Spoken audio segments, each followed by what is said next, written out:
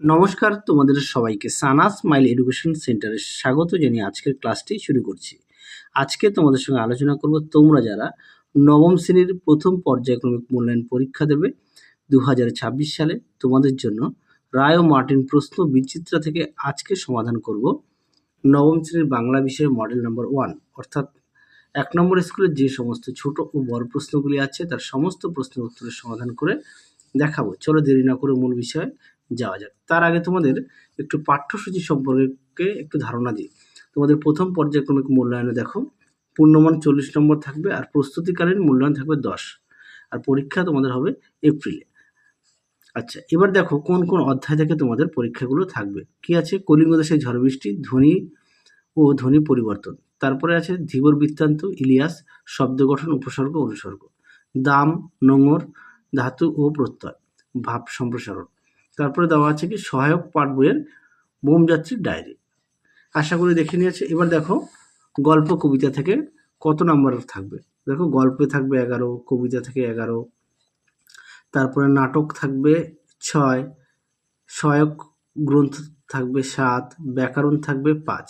মোট তোমাদের পরীক্ষা হবে 40 নম্বর। আশা করি তোমরা দেখে নিয়েছো।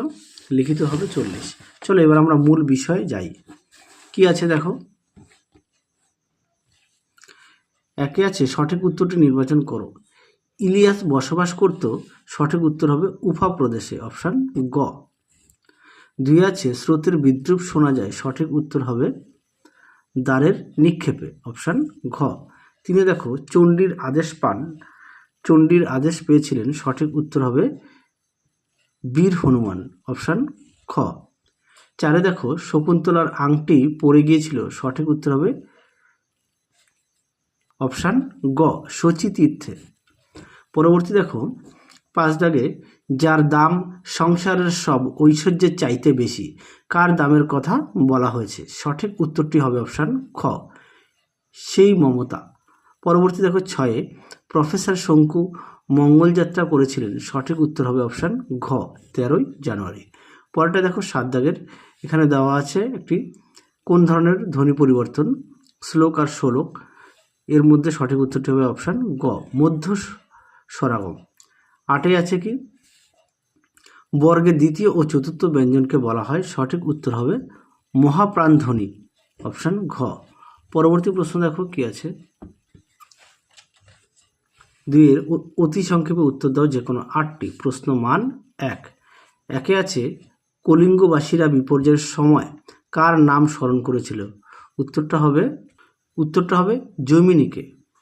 তারপরে দেখো ততই বিরামহীন এই দাঁড় টানা, এখানে দাঁড় টানা কেন বিরামহীন, উত্তরটি দেখো প্রশ্নের উত্তরটি তোমরা ঠিক এখান থেকে পড়ে নিয়ে এই পর্যন্ত তোমরা লিখতে পারো। পরবর্তী প্রশ্ন দেখো 2-3 তা উনি পারতেন, উনি কি পারতেন, দেখো প্রশ্নের উত্তরটি দেখে নাও।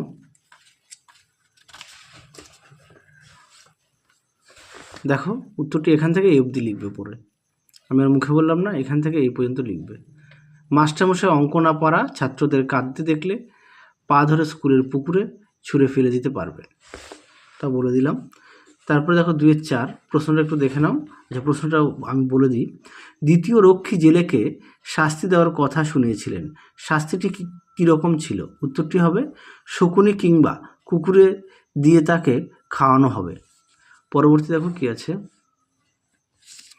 2-5 ইলিয়াসের বিষয় সম্পত্তি বলতে প্রথমে কি কি ছিল, দেখো প্রশ্ন উত্তরটি।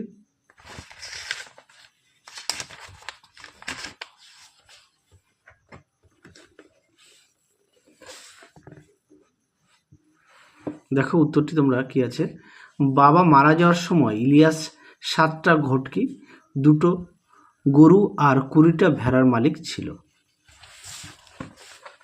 পরবর্তী দেখো 2-7 উপনিয়তি কাকে বলে, দেখো প্রশ্নের উত্তর।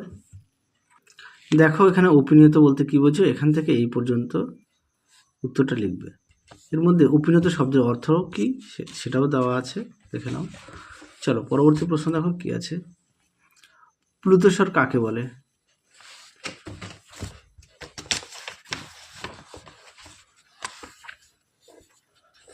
দেখো প্লুতস্বর কাকে বলে? উত্তরটি এখান থেকে এই পর্যন্ত পড়ে নিয়ে লিখবে। 2-9 ধ্বনি ও বর্ণের পার্থক্য কি? তোমরা একটু দেখে নাও কি আছে। ধ্বনি বাকযন্ত্রের সাহায্যে উচ্চারিত ভাষার ক্ষুদ্রতম অর্থপূর্ণ একক হলো ধ্বনি, যেমন অ, আ, ক, খ, ঠিক আছে। আর আর বর্ণ হলো এগুলোরই লিখিত রূপ, যেগুলো আমরা লিখি। চলো পরবর্তী দেখো, এই প্রশ্নের উত্তরটা তোমরা লিখবে রাঢ়ী ও বরেন্দ্রীর উপভাষা। পরবর্তী প্রশ্ন দেখো কি আছে 3 দাগের। করিকর সমান বরিশের জলধারা, করিকর শব্দের অর্থ কি? উত্তরটা লিখবে হাতির সুর। তারপরে দেখো উত্তরটি তোমরা এখান থেকে এই অবধি লিখবে। পরবর্তী দেখো কি আছে, অথবা দিয়ে যে প্রশ্নটি আছে তোমরা একটু দেখে নাও, আমি উত্তরটা দেখাই। প্রশ্নটা একটু দেখে নাও।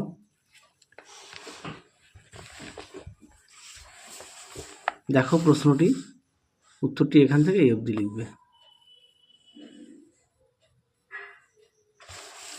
পরবর্তী দেখো কি আছে 3-2 প্রশ্নটা একটু দেখে নাও।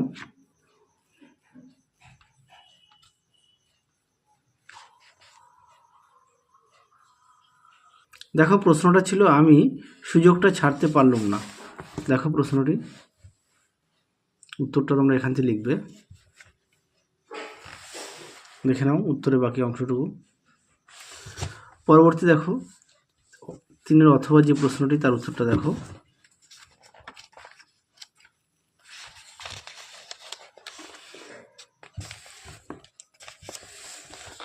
দেখো উত্তরটি,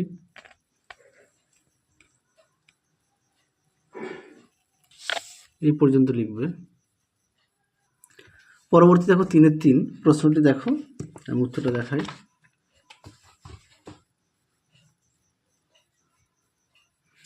দেখো প্রশ্নটি তোমরা একটু মিলিয়ে নিও, উত্তরটা দেখো এখান থেকে এই পর্যন্ত লিখবে।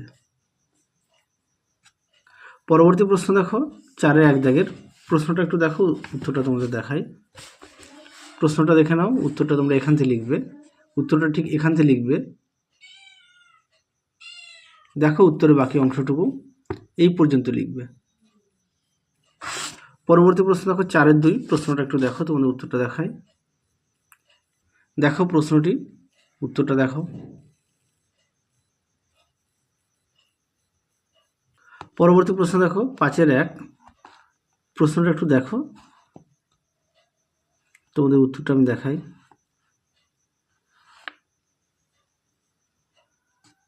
দেখো প্রশ্নটি, উত্তরটা তোমরা এখান থেকে লিখবে, ঠিক এই পর্যন্ত লিখবে।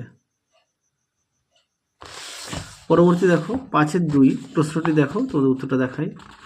5-2 প্রশ্নটা দেখো।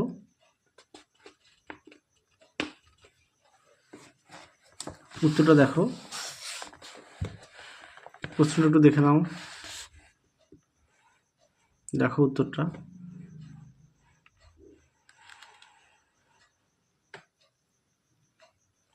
এই পর্যন্ত লিখবে। পরবর্তী দেখো 6 দাগের কম বেশি 125 শব্দে ভাব সম্প্রসারণ করো। স্বার্থমগ্ন যেজন বিমুখ বৃহৎ জগৎ হতে সে কখনো সেখানি বাঁচিতে। দেখো প্রশ্ন উত্তরটি।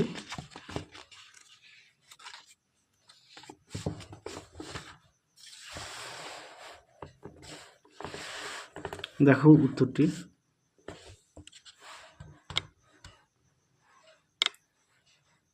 দেখে নাও।